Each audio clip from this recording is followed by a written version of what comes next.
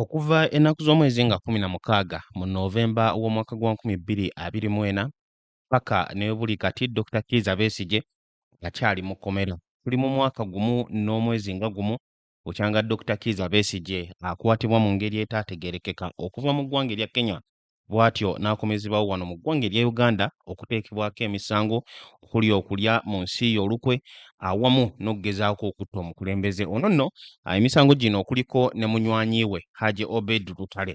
Wabula okusinziira nti nno ssaawa zino tuli mu campaign period okuwenja akalulu okukwatibwa era okusibwa kwa Dr. Kizza Besigye kulabika okuba nga bye bimu ku ebyo ebiri mu kuttira General Yoweri Kaguta Museveni akalulu naddala mu bitundu ebya Kigezi sub-region specifically mu district ey'e Rukungiri. Awo nno General Yoweri Kaguta Museveni kyekyo lwaki yasazeewo okusindikayo Deputy Speaker owa Parliament omukulu Right Honorable Thomas Tayebwa abeere nga annyonnyola lwaki Dr. Kizza Besigye akyali mu kkomera newe buli kati. Era ensonga ezo tugenda kuba tuziwulira mu bbanga eritali lya wala nnyo mu katambi kano kennyini omukulu Thomas Tayebwa ng'avaayo okuba nga annyonnyola kiki mukama we ky'asobodde okuba nga amutuma okwogera. Wabula mu katambi ke kamu omukulu Thomas Tayebwa avaayo okutegeeza nti General Yoweri Kaguta Museveni talina buyinza, talina maanyi, talina authority na power okuba nga atta Dr. Kizza Besigye. Talina buyinza bumujja mu kkomera ssaawa zino okuggyako nga Dr. Kizza Besigye okuwozesebwa kwe kugenze mu maaso omusango we gumukka mu vvi engeri yokka General Museveni gy'ayinza okumusaasiramu kwe kumuwa eyitibwa presidential pardon. Gwampuliriza era alaba omukutu ogwa Point Media UG details zonna tugenda kuba tuzifuna bulungi nnyo. Era General Yoweri Kaguta Museveni agamba nti naye kennyini kimuyisa bubi okuba nga Dr. Besigye munywanyi we ali mu kkomera oba abadde mu kkomera ebbanga lino lyonna. Wabula njagala okutegeeza nti ne mukyala wa Dr. Kizza Besigye omukyala amanyikiddwako nga Engineer Winnie Byanyima naye avaayo okugamba nti mwami Museveni ebyo byonna by'ayogera ali mu kulimba ate ali mu kulimba awatali n'okuswala yadde olw'ensonga nti enfunda eziwererako ddala Dr. Kizza Besigye nga atuukiriza n'ebisaanizo byonna okufuna bbeero gavumenti ya mwami Museveni emulemeseza okuba nga afuna bbeero. Bino byonna gwampuliriza tugenda kuba tubikuba mu ttooki wabula ng'okusingira ddala ensonga ziri ku mwami Dr. Kizza Besigye omu ku abo bannabyabufuzi abakundiivu naddala ku ludda oluvuganya gavumenti wano mu ggwanga erya Uganda. Kakati nga tulina okuba nga tweyongerayo nandyagadde okuba nga nkubuuzaako osiibye otya osuze otya wonna w'osinzidde okuba nga oli mu kulaba omukutu ogwa Point Media UG olunaku olwaleero lwakubiri ennaku z'omwezi 23 tubuzaayo ennaku 2 tubeere nga ate tutuuka mu Ssekukkulu ate n'oluvannyuma tubuzeeyo ennaku ntono nnyo tubeere nga tumalako era nga tufundikira omwaka guno ogwa 2025 omutonzi wanaaba asobozesezza ate tubeere nga tuyingira ogwa 2026 omutonzi wanaaba asiimye. N'olw'ensonga eyo buli omu yenna omulabi waffe wa Point Media UG nja kusaba obeere mwegendereza era ennaku zino enkulu obeere nga osobola okuziyitamu bulungi nnyo nnyini ddala. Mu kiseera kye kimu nga tulina okuba nga tugenda ku story yaffe njagala okujjukiza aba BF Suma abaneno nga bakozesa eddagala ery'obutonde okukujjanjaba gwe wenna alina obuzibu mu nsonga ez'enjawulo batuukirire bagenda kuba bakolako bulungi nnyo ate bakutegeeza n'okutegeeza nti mu biseera bino ebya festive seasons balina percentage gye bakutemerako 10% ku nsaasaanya gy'oyinza okukola singa onaaba obatuukiridde okulaba nga bakolako bulungi nnyo. Ebimu ku bizibu bye bakolako gwe alumizibwa mu mugongo, gwe omusajja nga tokyategeerekeka bulungi wekituuka mu nsonga z'omu kisenge, gw'afuna obuzibu ng'ogenda okufuuyisa, gwe afuuyisa buli kaseera, gwe alabwa omusaayi nga oli mu kufuuyisa byonna ebyo bagenda kuba babikwerako ddala bulungi nnyo ate bakola ne check up nga eno yavudde ku mitwalo 7 paka ku mitwalo 4 era gwe yenna yagala okukeberebwa akakibeere nga nsonga za pressure, ulcers, sukaali ensonga ez'amagumba, obwongo oba omutima, byonna aba BF Suma bajja kuba bakwerako ddala bulungi. Namba kogenda okubasanga eri 0775883835 oba ya Airtel eri 070885 Beba BF Suma basangibwawo ku Kampala Road, Greenland Towers, opposite Bank of Uganda. Kakati nga tweyongedde ku nsonga eza Dr. Kizza Besigye, nga bwe nkutegeezezza omwami Thomas Tayebwa ng'ono General Yoweri Kaguta Museveni ye yamutumye okukkakkanya abantu b'omu Kigezi sub-region, specifically okusingira ddala abantu ab'omu Rukungiri district ku ngeri Dr. Kizza Besigye gy'azze ng'ayisibwamu. Yavuddeyo n'ategeeza mu kusookera ddala General Museveni talina buyinza, tabulina yadde n'akamu n'ak'eddagala obw'okusonyiwa oba okuta Dr. Kizza Besigye okumuggya mu kkomera mu kaseera kano, era ensonga ezo n'agenda mu maaso okuziwa. Mu maaso awo mu seconds ntono nnyo tugenda kuba tulaba akatambi. Wabula nga tetunnaba kutuukawo awo, olina okwebuuza lwaki General Museveni yatutte obudde okutuma Deputy Speaker Right Honorable Thomas Tayebwa okubanga amwogerera mu bitundu eby'Ekigezi sub-region. Okusookera ddala njagala okujjukiza nti Thomas Tayebwa nga tannaba kugenda mu NRM yali wa FDC, era y'omu ku abo abaalinga batambula ne Dr. Kizza Besigye, y'omu ku abo abaali abasajja ab'amaanyi mu kibiina ekya FDC. Wabula oluvannyuma bw'atyo n'avaayo mu ngeri eyalabwa okuba nti yalya mu Dr. Kizza Besigye olukwe, ate bw'atyo ne yeegatta ku kibiina ekya NRM. Kakati omukulu Thomas Tayebwa naye ava mu bitundu bino ebya Kigezi sub-region, ekitegeeza nti abantu baayo connectinga nabo, ate yali abaddeko oba oli awo akyalina munywanyi wa Dr. Kizza Besigye olw'ensonga nti baali babaddeko mu kibiina kye kimu. Ekyo nno ne kimufuula okuba nga ye muntu omutuufu okusindika mu bantu b'Ekigezi sub-region okuba nga ayogera ku nsonga za Dr. Kizza Besigye. Wabula ate era n'ensonga endala lwaki General Museveni mu kaseera kano aka campaign yasazeewo okulabika nga ye mulungi mu kintu kino, kubanga tuzze nga tulaba enfunda eziwererako ddala ebintu nga bibeerawo mu gavumenti ya General Yoweri Kaguta Museveni, wabula ate ye oluvannyuma n'avaayo nga omuzira agezaako okubiteekako ekkumu. Kati ekintu kino ekya Dr. Kizza Besigye n'okukwatibwa kwe n'embeera yonna ebaddewo okumala omwaka gumu n'omwezi gumu, General Yoweri Kaguta Museveni ali mu kugyejjamu. Emabegako awo emyezi nga giigi emabega, General Museveni yavaayo n'awandiika ebbaluwa eyali empanvu ddala ku nsonga eno, naddala mu biseera Dr. Kizza Besigye we yali yeekalakaasiza ng'agaanye okulya emmere, ng'agaanye yadde n'okunywa amazzi, ekintu ekyamuteeka mu mbeera ey'obulamu eyali mbi ennyo, era kino ne kiteekawo pressure ku General Museveni awamu ne gavumenti ye. Mu bbaluwa eyo General Yoweri Kaguta Museveni yavaayo n'ategeeza nti Dr. Retired Colonel Kizza Besigye mu kifo ky'okwekalakaasa n'okugaana okulya emmere yandibadde akakasa nti bannamateeka be ensonga zino bazikwasaganya mu bwangu asobole okuwozesebwa.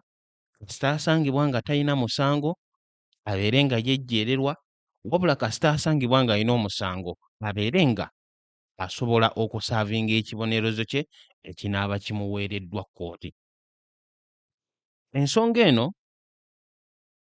Dr. Kizza Besigye awamu ne bannamateeka be mu ngeri emu oba endala basobodde okugikeereyesa.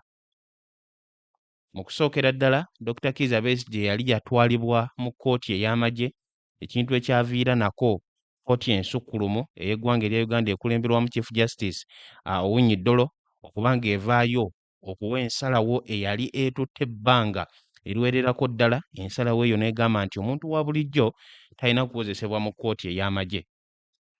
Kino eno ne kiviirako gavumenti okuba ng'ewalirizibwa okuggya Dr. Kizza Besigye oluvannyuma lw'okusika omuguwa okwaliwo okumuggya mu kkooti ey'amagye n'etwala omusango mu kkooti ey'abantu ba bulijjo. Wabula era ne buli kati bannamateeka be balina ensonga ez'enjawulo ng'ate bazeesigamya ku mateeka ze bavaayo okutegeeza lwaki omusango guno tegulina kugenda mu maaso na kukozesebwa. Ekisookera ddala bagamba nti engeri gye yakwatibwamu si ye yali ey'amateeka, bwali bumenyi bw'amateeka. Ate n'ekirala bagamba nti bino byonna ebigambibwa okuba nga bwe bujulizi gavumenti bw'erina byonna bijingirire, era ensonga eyasibya Dr. Kizza Besigye bya bufuzi abeere nga takyalina ddembe lye ery'okuteeka akazito ku Gen. Museveni era okumuggya mu ntebe y'obukulembeze bw'eggwanga lino erya Uganda. Kakati embeera neerabika okuba nga awo bwetyo bweri.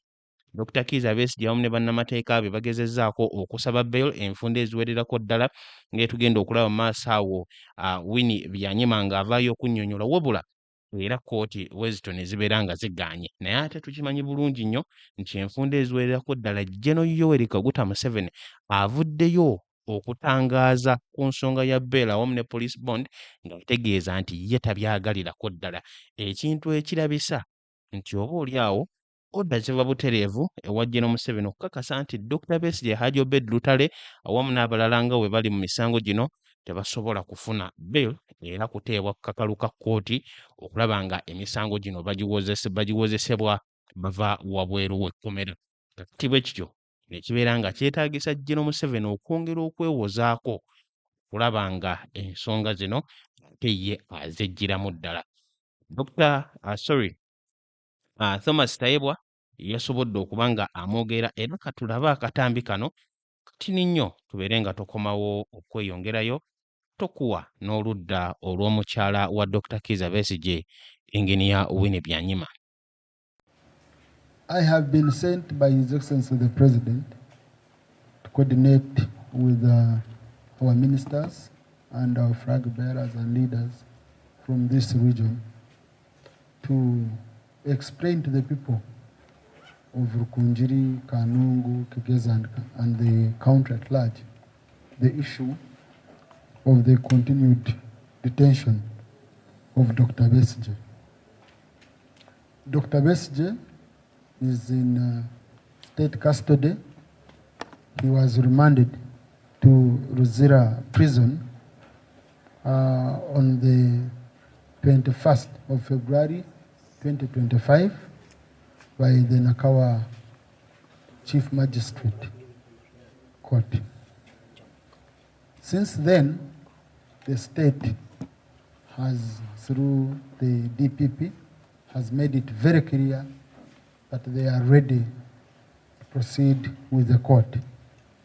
Because on the 29th of May 2025, the retired Colonel Dr. Kizza Besigye was committed to the High Court for trial. And in February, we had expected that indeed trial would begin. The government has been ready since then, and we thought this would be an opportunity for the evidence of the state to be brought out in broad daylight, in public light, and examined and even challenged by the defendant's side. But what has happened has been frustrating for the court to proceed with the trial.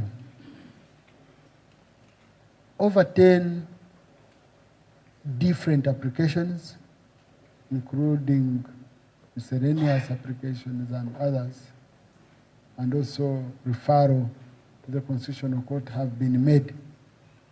And all these have frustrated the process of expeditious trial, which we thought would benefit the defendant, since it would be in his interest to challenge the evidence that is presented by the state, but also the state to prove its case, because the burden of proving the case is on them who are prosecuting. There have been many rights which the president wanted to be clarified to the people of Rukunjiri and Kigezi that government is intentionally holding Dr. Kizza Besigye, that we are not allowing him to be tried, that we are holding him without trial. But we wanted to clarify that even if the defense side said they are ready tomorrow, the state would proceed right away, because everything to do with evidence according to the DPP is ready. So we want to clarify to the people of Rukunjiri and reassure them that Dr. Besigye will be given a fair trial, but this takes two to tango.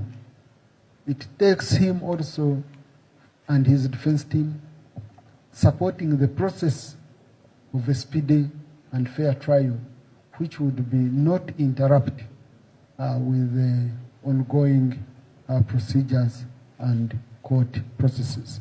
So we do hope that indeed the defense side will cooperate with court, will cooperate with the prosecution, so that the evidence obtained by the state can be availed to the defense side for their scrutiny, for their challenge. Then the witnesses also of the state are brought in the door to explain, to justify their testimonies and evidence. And you never know. Besigye might be free after that, or he might be convicted, basing on how the court decides. For those who have been saying the president should release Kizza Besigye, the president has no power to do that under the law. The DPP is independent and will not take instructions and does not take instructions from anyone. The evidence that was produced before him, he assessed and felt there was a case against the state. Now it is his case. It's not President Museveni's case.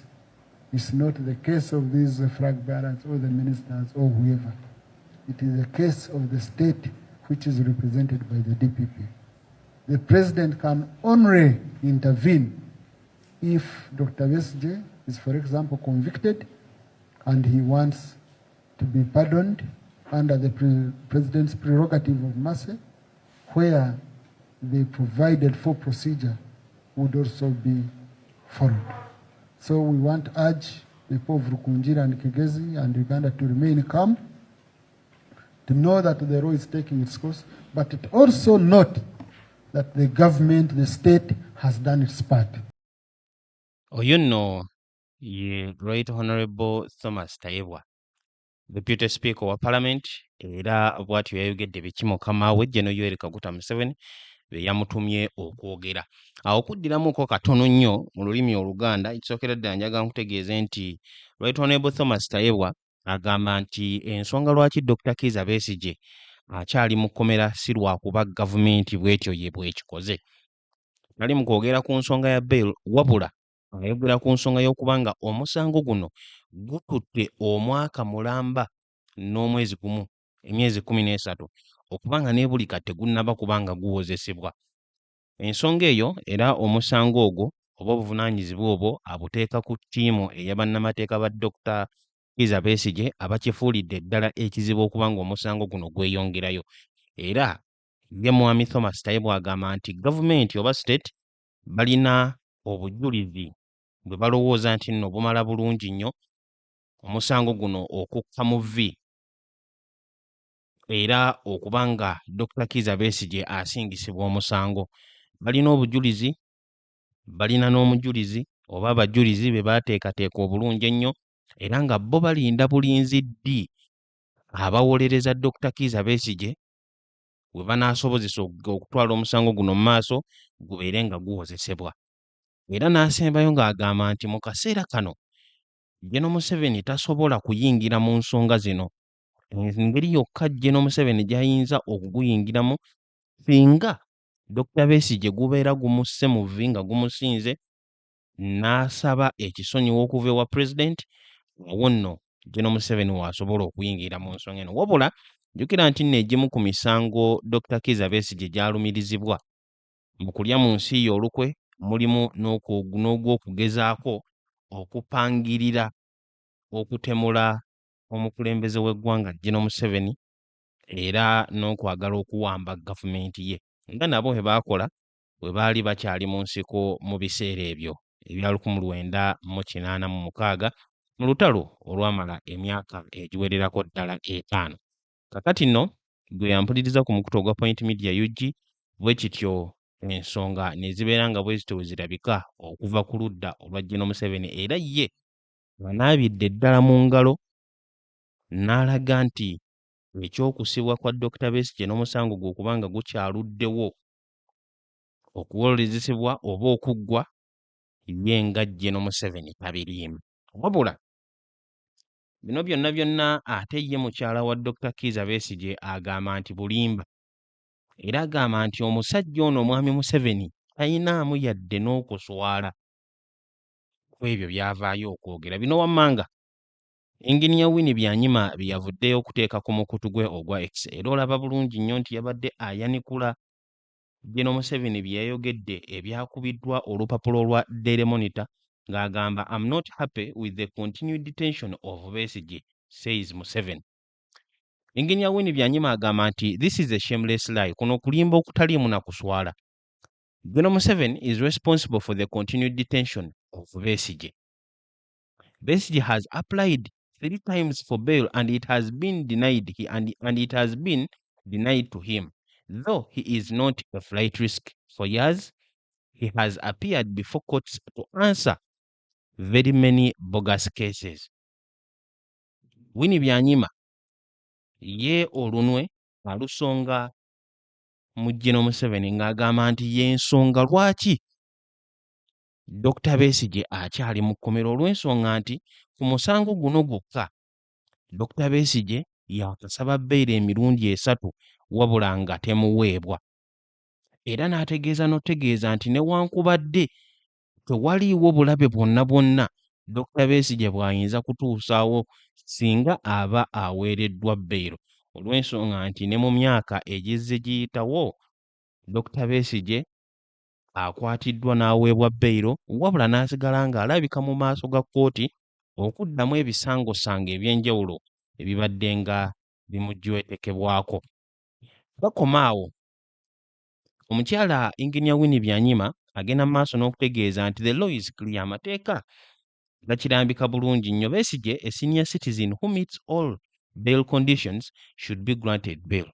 Nti Besigye omusajja akuliridde senior citizen waneno mu ggwanga erya Uganda ng'ate atuukiriza obukwakkulizo bwonna obw'okuweebwa bail alina okuba nga ateebwa kakalu ka kkooti.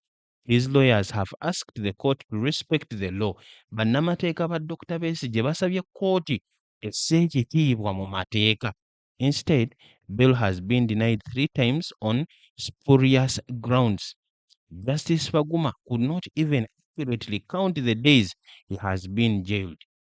President Museveni, you publicly ordered that he be denied bail. This is persecution, not the rule of law.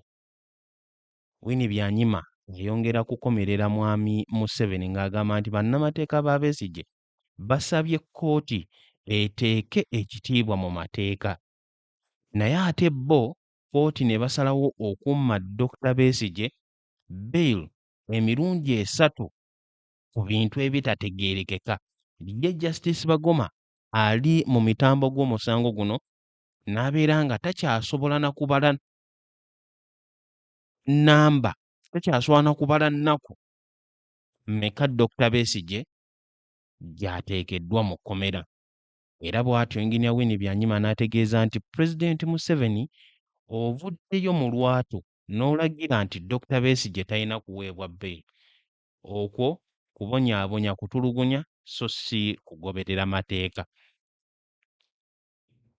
Obwe bubaka omukyala Engineer Winnie Byanyima bwe yasobodde okuba nga avaayo okwanikula ku biki ebyayogeddwa General Museveni ye specifically mugezaako tegeeza nti si musanyufu ku kukwatibwa kwa Dr. Besigye n'embeera gy'alimu awamu n'ebyo ebyavudde ew'omukulu Right Honorable Deputy Speaker Thomas Tayebwa ku nsonga ze baamutumyeko okutegeeza abantu abamu ba Kigezi sub-region awamu ne Rukungiri district.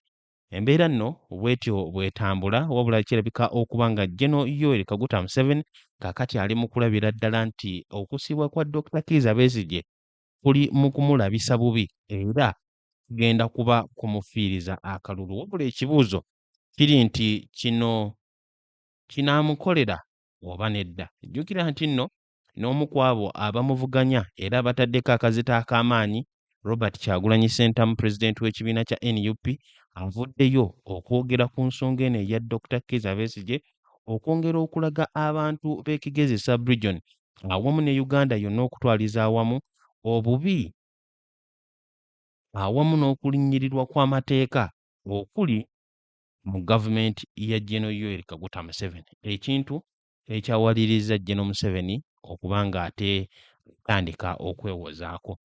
Wano sigenda kusukkawo, mwebale nnyo mwebalire ddala mwenna abakyagoberera omukutu gwasobodde okuba nga olaba akatambi kano omulimu gw'okola gw'amaanyi nnyo nnyini ddala. N'olunaku olwaleero tugenda kuba tukutuusaako live stream okuva butereevu ku biki ebigenda mu maaso wali eri ku campaign trail y'omukulembeze Robert Kyagulanyi Ssentamu.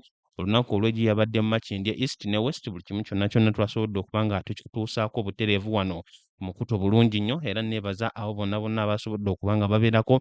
Ate olunaku olwaleero agenda kubeera mu Makindye Ssaabagabo awamu ne mu Ntebe municipality, bw'atyo abeere nga awenja akalulu. Wabula nnyongera okujjukiza nti gwe kyolina okukola subscribe nga teekako notification bell, buli kimu kyonna kyonna kibeere nga kitambula bukwakku. Mu kiseera kye kimu namaliriza nnyongera obbajjukiza aba BF Suma nga banene bakozesa eddagala ery'obutonde okulaba nga bakujjanjaba ate tebakomaawo wabula bakola ne check-ups ku nsonga ez'enjawulo zonna zonna eziyinza okuba nga zigenda kutawaanya pressure, ulcers, sukaali, ensonga z'omu kisenge, amagumba, obwongo oba omutima, byonna byonna bajja kuba babikukebera.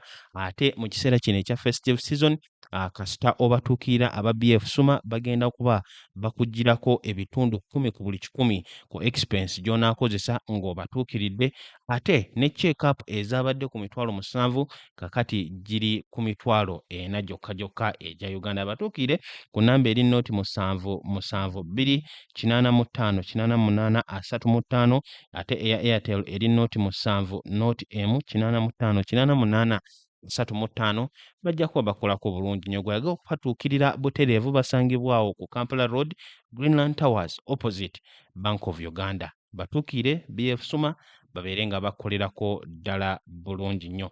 Kambagalize olunaku olulungi era mwalaba.